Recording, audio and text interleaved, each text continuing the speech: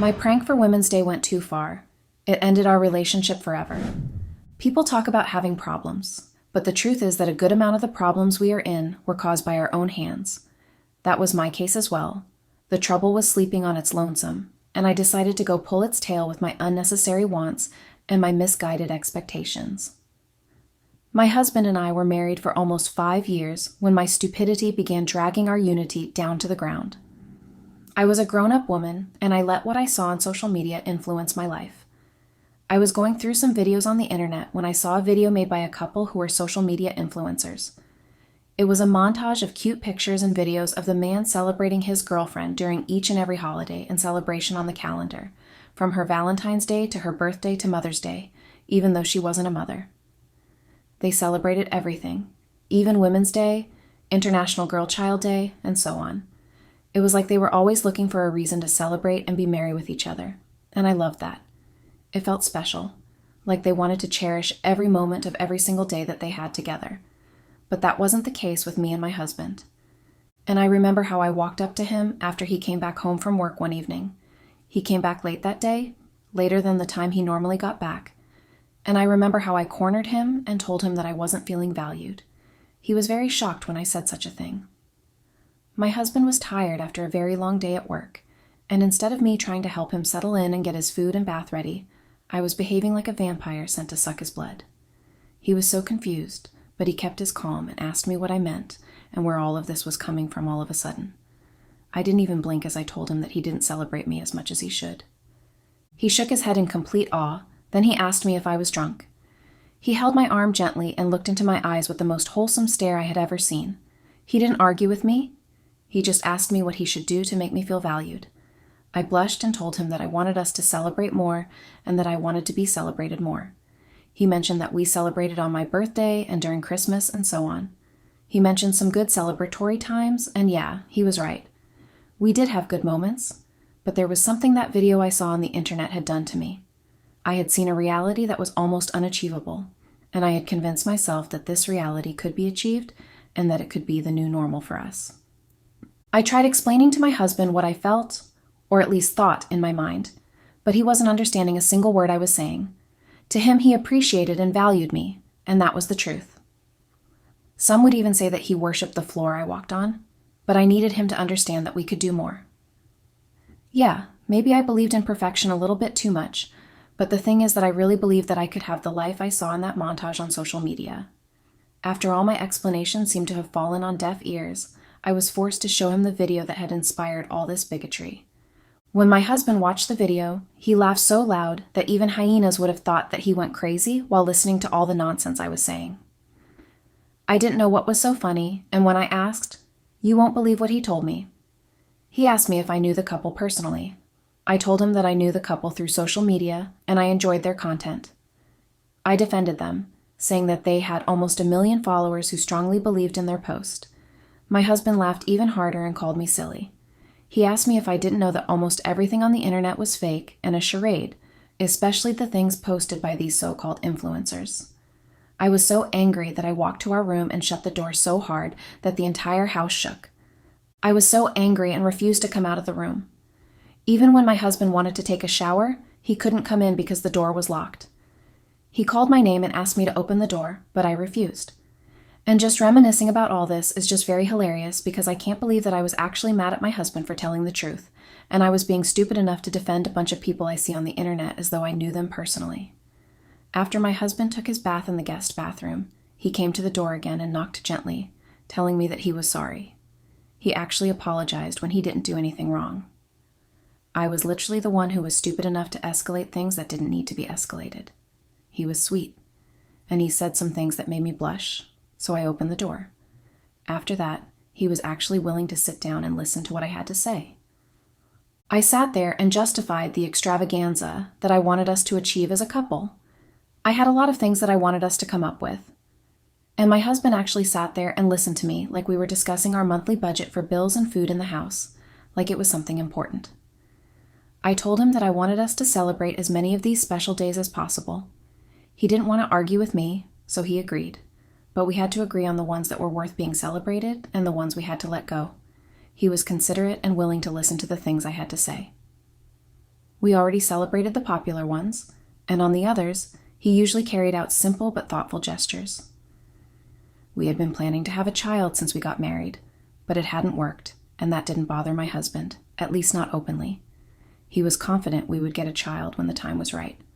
So on Mother's Day, he would give gifts to me as well as his mother and my mother.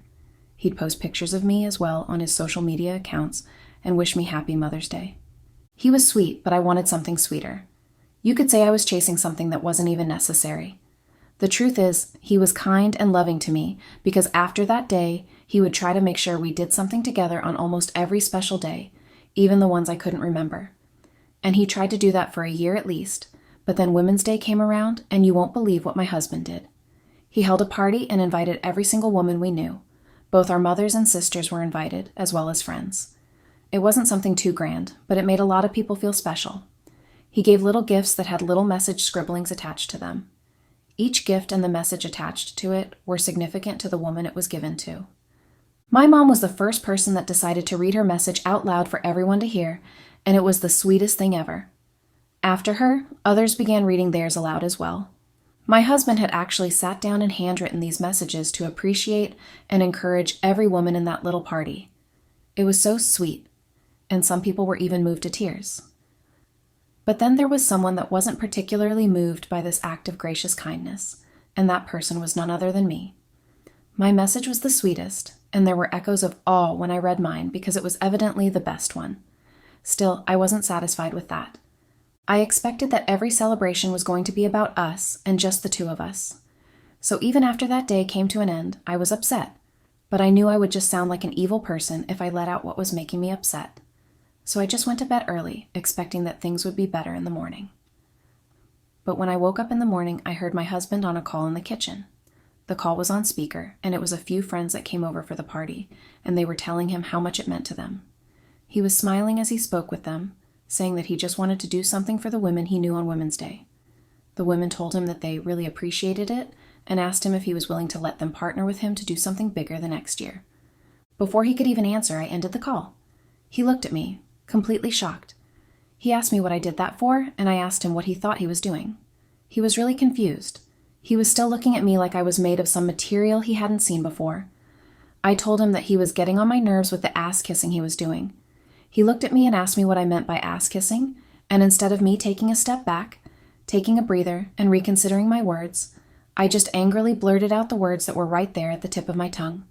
I told him that he spent the entire Women's Day kissing up to the women in his life, and that was what he was doing on the call with those women. I told him that I couldn't take it anymore. His facial expression kept shifting between different emotions that were too perplexing to be named. He asked me if celebrating the women in our lives was the reason for me calling him such rude names that morning. Before I could even answer, the phone began ringing again. The women were calling him back. He asked me for the phone, and I shook my head as I took a step back. He opened his palm and asked me to put that phone in his hand. I refused. I was about to end the call, and my husband strictly warned me not to end that call. I didn't care about whatever he was saying. My finger hit that button without even a second's delay. But I didn't just stop there. I switched off the phone so no other call would come in. That was when my husband asked me what had come over me that morning. I told him that he was getting on my nerves. And he then asked me what that even meant. I was the one that wore an even more expensive look when he said that because I couldn't say exactly what my problem was, but I couldn't hold it back any longer. And I told him that he didn't think I was important. And he asked me what I was talking about because I wasn't making any sense. He reminded me that I was the one that said we should celebrate everything, and that was exactly what he had been doing. I called him a trickster, emphasizing the fact that he was just looking for an excuse to have women around him and for him to confess his secret lust for them. My husband ran his hand over his hair in annoyance and frustration, and then he asked me if I was in my right mind. He asked me if I thought I was lusting over his mother as well. I didn't have the words, so I just ignored the question. I told him that he was supposed to make that day about me and me alone because I was the most important woman in his life. But instead of doing that, he was hosting a party for women, which was basically the first step in his grand plan on how to cheat on me. He asked me where all of this was coming from, and even asked me if he had ever given me a reason to doubt him, and I ignored the question as well. That was what I was doing that morning, ignoring the questions I didn't want to answer or the ones I felt wouldn't help my case. He told me that I was being delusional and that he wasn't going to do any of that arguing with me. He asked me for his phone, but I strongly refused to give it to him. I looked straight in his face and told him that he wanted to continue whoring, and that was why I wouldn't give it to him. He told me that I should be happy that something so small was looking like it was going to bear fruit into something more meaningful, and instead of me being happy for it, I was being so inconsiderate and petty. I scoffed and told him that if he wanted to be a loose man, then I wasn't going to stop him anymore. I threw the phone on the counter and walked away. I went into my room and packed some of my clothes. He came in and saw me packing. He immediately asked what I was doing. I told him I couldn't be around someone who wanted to be so carefree. He was stunned, to say the least. I didn't even let him get a word out. I just finished packing a few clothes that I needed for a few days, then I walked out of the house. I couldn't go to any of my parents' houses because I knew they wouldn't support me. Everyone always loved my husband, even when we fought, and I complained to my family. They would ask me what I did this time. It never made any sense to me why they would think and make me out to be the villain every single time. And it always got on my nerves, so I stopped telling them when my husband and I had any quarrels. I went to a hotel instead to spend a few nights. I was being so irrational and erratic. My husband tried stopping me when I was leaving the house, but I told him I was going to shout, so that didn't end well for him. He let me go. And even after I left, he kept calling my phone, although I refused to pick up. I went 3 days straight without even calling my husband or accepting any calls from him. It wasn't until my brother called me, asking where I had been. Apparently, my husband had been sick, and I was nowhere to be found. I felt like a horrible person, and I quickly rushed back home in worry. My brother was the one taking care of my husband when I got back home. He asked me where I had been and why I wasn't picking my husband's calls. I lied, telling my brother that I went for a retreat and I couldn't use my phone. I lied because I didn't want to look like the villain I can normally be. But even with my lies, my brother seemed unsatisfied and upset with me. He was of the notion that I should be reachable at all times, no matter where I was. When I asked him why he was there, he told me that he came to pay us a visit. But instead of a warm welcome, he found my husband sick and alone at home. My brother asked me to do better and take care of my husband, and then he left. I didn't understand what my family's obsession with my husband was. After all, he was only an in-law. I was the one related to them by blood, but I got the feeling they loved him a bit too much. After my brother left, I took care of my husband until he was well again, and somehow the quarrel between us just never came up again. It was like we forgot about it. He didn't bring up the fact that I was in illogical and royal pain, and I just let him be about wanting to host another Women's Day party the next year. You know what's ironic?